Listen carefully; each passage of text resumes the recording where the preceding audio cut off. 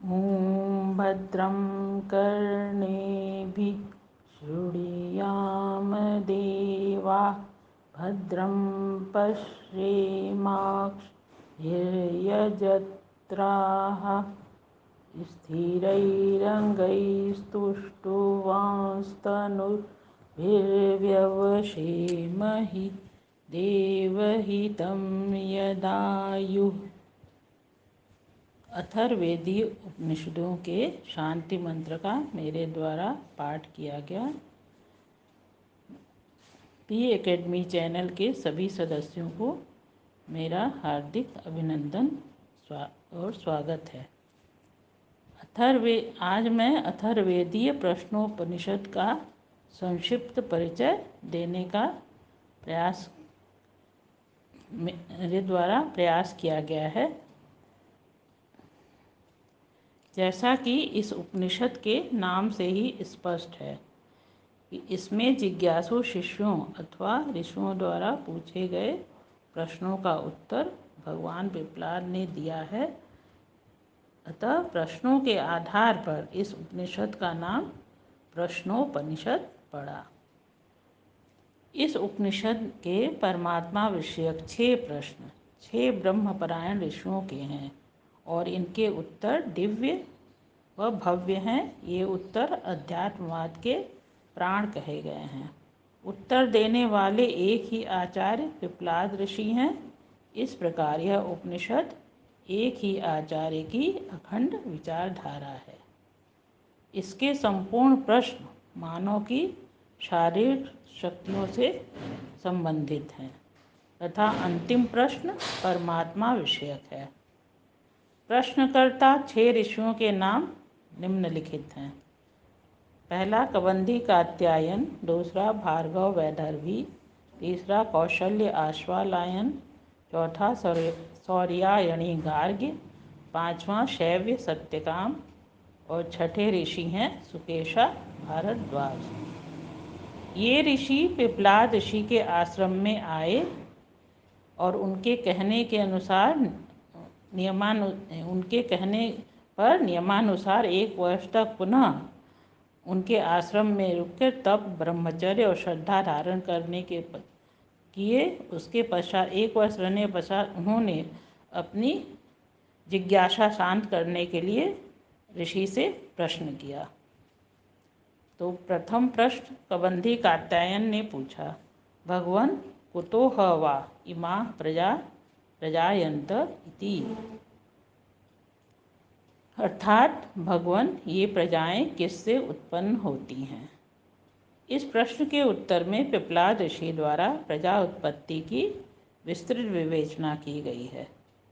उन्होंने कहा, प्रजा कामो वै प्रजापति स तपो तप्यत स तपस तप्त्वा।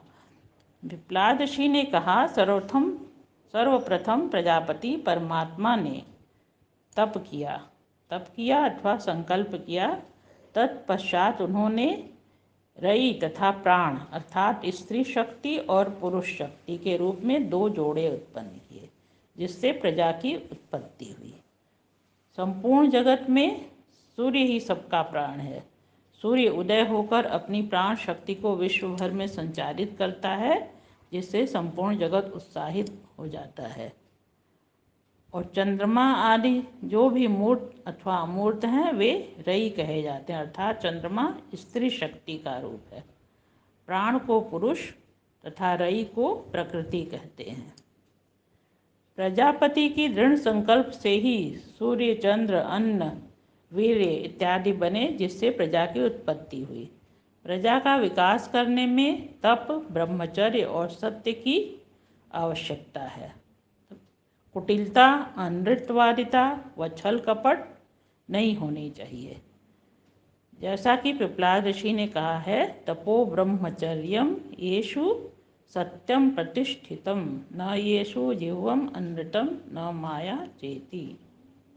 धर्मानुसार गृहस्थ धर्म का पालन करते हुए जो मनुष्य आनंद प्राप्त करते हैं वे अपने प्रारब्ध से पुनः मृत्यु लोक में आते रहते हैं, किंतु जो ज्ञान मार्गी होते हैं वो उत्तरायण मार्ग से सूर्यलोक होते हुए परम गति को प्राप्त होते हैं।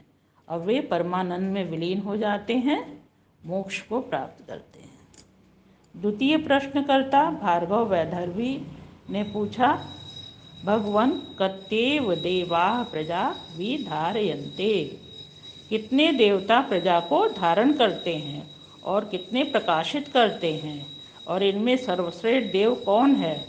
इसके उत्तर में ऋषि ने जो कहा उसका आशय यह है कि प्राण ही शरीर का एकमात्र स्वामी है। यही सम्राट की भांति प्रत्येक इंद्रियों को अपनी अपनी सीमा में विशेष प्रकार के कार्यों में नियुक्त करता है। आकाश, वायु, जल, अग्नि, पृथ्वी, ये 5 देव बृहदाकार रूप में विश्व में हैं। वही प्रजा के शरीर में भी हैं, जो इस शरीर को धारण करते हैं। मन, श्रोत्र, त्वक, चक्षु, वाणी भी क्रमशः चंद्रमा, आकाश, वायु, अग्नि, जल, पृथ्वी और देवता के रूप में विश्व में है। इस प्रकार यह शरीर विश्व शरीर का अंश है और इनके सूक्ष्म तन मात्राओं से ज्ञानेंद्रियां बनी हैं। प्राण की महत्ता का बड़ा ही सुंदर वर्णन वेद और उपनिषदों में मिलता है।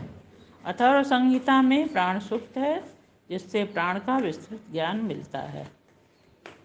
प्राण का विस्तृत ज्ञान मिलता है। इसको पितृतुल्य कहा गया है। प्राणायाम से प्राण की शक्ति बढ़ती है। प्राणायाम द्वारा जो अपने प्राण को प्रसन्न कर स्वाधीन नियंत्रित करता है वह यशस्वी होता है। प्रजापति परमात्मा का नाम प्राण ही है, जो एक ही है। उसकी शक्ति से ही शरीर में प्राण तथा अपान कार्य करते हैं। तीनों लोकों में जो कुछ है वह सब प्राण के अधीन है। प्राण के अधीन है मतलब परमात्मा के अधीन है। इनसे विनती की जाती है। जैसे शरीर में प्राण प्रमुख होता है, वैसे ही पूरे विश्व में ब्रह्मांड में परमात्मा है। तो उसी प्राण रूपी परमात्मा से विनती की जाती है कि माता पिता के समान ही वे हमारा संरक्षण करें तथा हमें संपत्ति व ज्ञान दें। तो संरक्षण, संपत्ति और ज्ञान, ये 3 चीज़ है। रक्षस्व श्रीः च प्रज्ञां च विधेहि नः। ये तीनों पदार्थ मानव की वैयक्तिक, सामुदायिक और राष्ट्रीय प्रगति व उन्नति कराने वाले हैं। तृतीय प्रश्न कौशल्य आश्वालायन ने पूछा कि प्राण कहाँ से उत्पन्न होता है, इस शरीर में कैसे आता है, किस प्रकार और कहाँ कहाँ अपने आप को विभक्त करके रहता है, किस कारण से शरीर के बाहर जाता है और किस तरह से बाह्य शरीर को और सूक्ष्म शरीर को धारण करता है। पिपलाद ऋषि ने कहा, यह प्रश्न कठिन है। आत्मा का छायावत संबंध है प्राण के साथ। जिस प्रकार पुरुष से छाया उत्पन्न होती है, उसी प्रकार आत्मा से प्राण उत्पन्न होता है।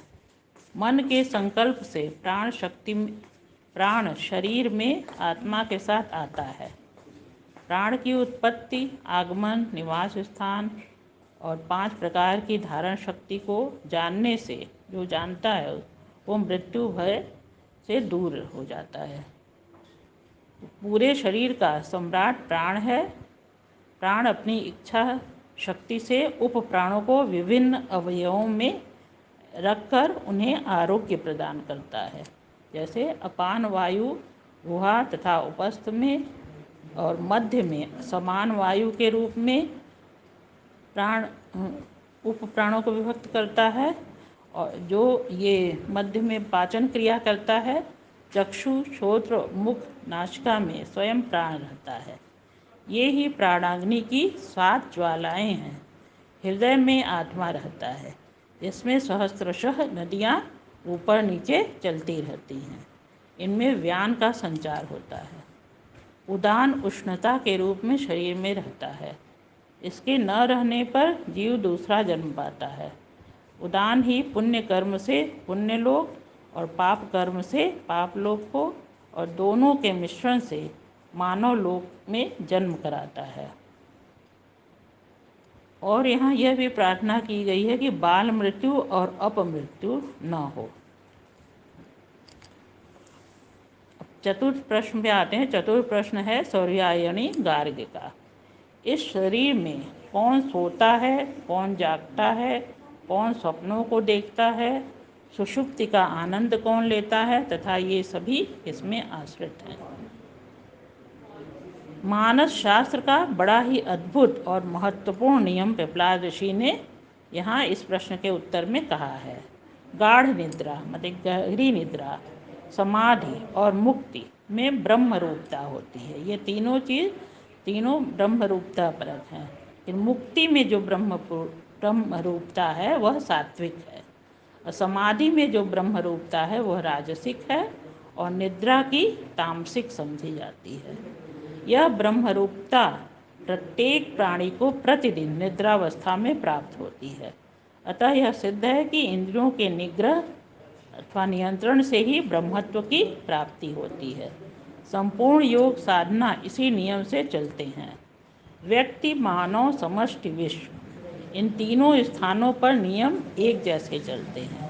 यही कारण है कि यह कहा जाता है कि शरीरांतर्गत शक्तियों को जो जानता है वह सब कुछ जानता है। पंचम प्रश्न है शैव सत्यकाम द्वारा पूछा गया कि ओंकार विषयक है। पांचवा प्रश्न ओंकार विषयक है।